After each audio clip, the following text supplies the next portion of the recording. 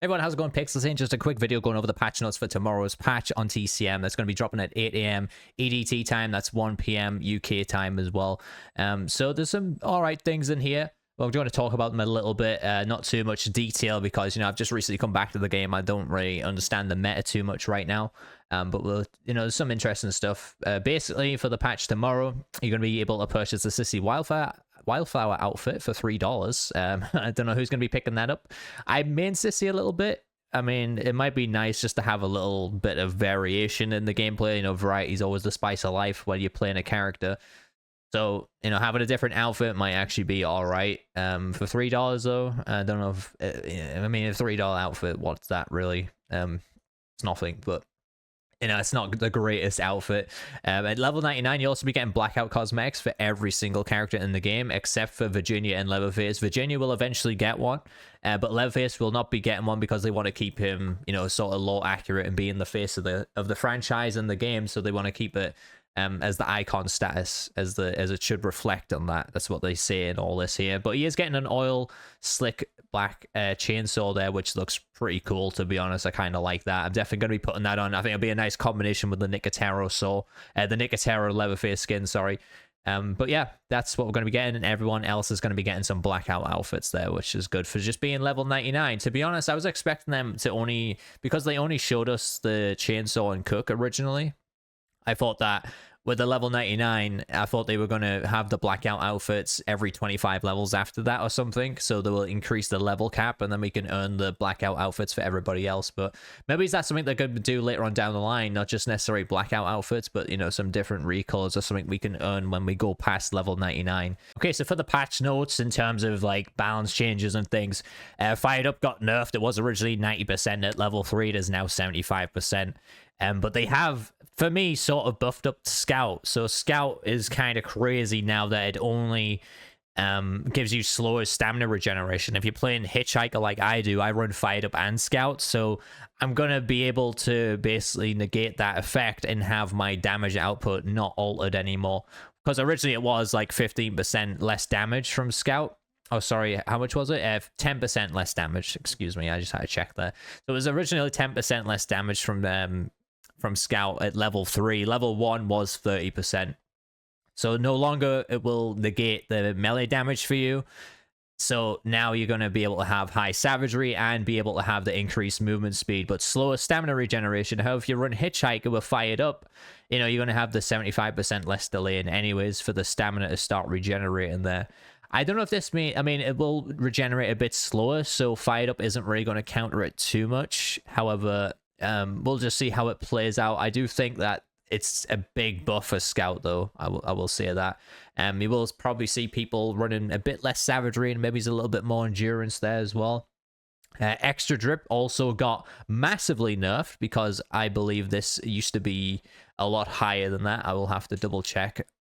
So Extra Drip used to actually receive, so they've halved that. It used to be 6 HP for 12 seconds. Now it's only 3 HP for 12 seconds.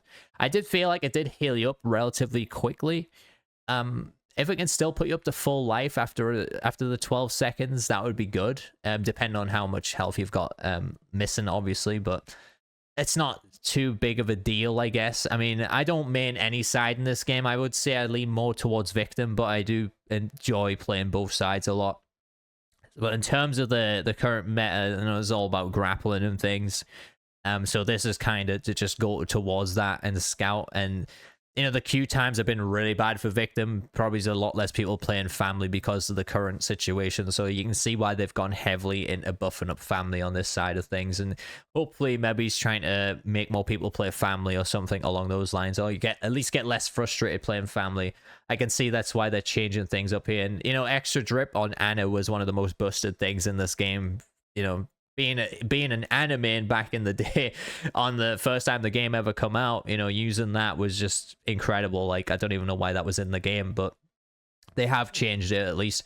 They've tuned the Empowered perk as well, so now Empowering, after surviving a close encounter, you regain 90% of max stamina. So this used to heal you as well, and instead you're going to be getting your stamina back, which, is still going to be a pretty useful perk.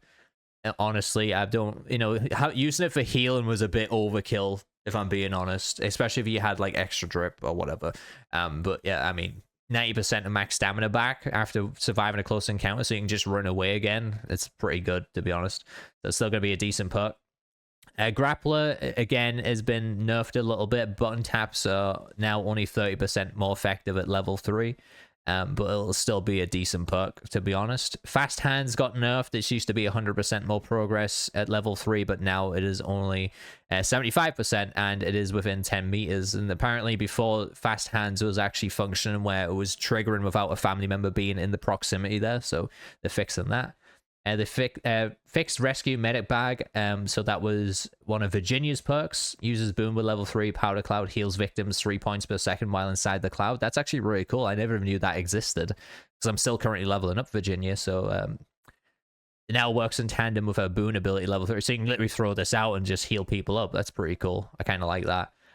They fixed Medical Benefits perk as well. Medical Benefits is described as healing a fellow victim, also heals yourself. The amount of health received will be 40%, 60%, and 80% of total healing applied to your teammate as well. So that's kind of nice as well. Some of the issue described, though, we fixed the problem where the perk Medical Benefits would not trigger within Virginia's level 3 boon either. So they fixed that. They fixed the Rough Cut perk. We have fixed an issue where Leatherface's perk Rough Cut was not activating properly all the time. The perk will now activate properly for all chainsaw attack types. I can't remember the Rough Cut perk so much, so you guys are going to have to comment about that a little bit, because I really can't remember that perk. Oh, the Head Start perk either. We fixed an issue where Danny's perk Head Start was incorrectly highlighting fuses and valves. Oh, Head Start. Okay, yeah, that's when you come out of the basement, isn't it? I think Virginia has that perk as well. Now when active, fuse and valve highlights will only be visible to the perk holder. Okay, so all victims were getting the benefit for that, so that's a good fix for that, I guess. The security pins fix is good as well, because the stupid thing where you were unlocking a padlock gate, it would remove the security pins away from the padlock and stuff, and it was kind of annoying, so they have fixed that. And they fixed some cook padlock visibility on Slaughterhouse. Bone scraps and nugget, people were stabbing nugget and keeping hold of the bone scraps, so they fixed that. And Virginia's localization, they've just fixed some things with a tutorial description, perk names, etc. like that. So that's it. That's for the patch notes for tomorrow. For me, it's kind of nice to see they're working on the balancing at least. I'm not just gonna have to wait. Again, it's one of those things you're gonna have to wait and see how it plays out. I do think the scout buff is gonna be a little bit too much though, and you might see people getting absolutely destroyed with scout, especially on Leatherface. Scout Leatherface could finally be back, and you know that's going to be pretty brutal, considering you know, there's no choose flight anymore or anything like that for victim.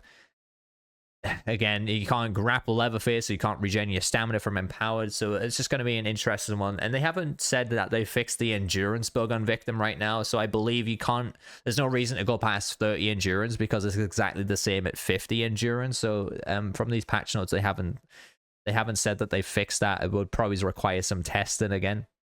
But overall, I think it's an alright patch. If you're going to be dropping things like this, you know, every 2 weeks or every 3 weeks or something, it depends on how frequently Black Tower can get these patches into the game compared to Sumo Nottingham. It's going to be interesting to see how they fluctuate the balancing of the game now. And it's nice to kind of be back for it. But anyways, leave a comment down below, let me know your thoughts on the patch notes for tomorrow. And I will be streaming the patch tomorrow live at 1 PM UK time, 8 AM EDT time. As soon as the patch drops, we can check out all the new outfits and things. That's going to be awesome, because I'm level 99. I'll have it all unlocked already. But thank you guys so much for watching. Hit that like button, hit that sub button, and I am Pixels, you my awesome viewers. I catch you guys in the next one.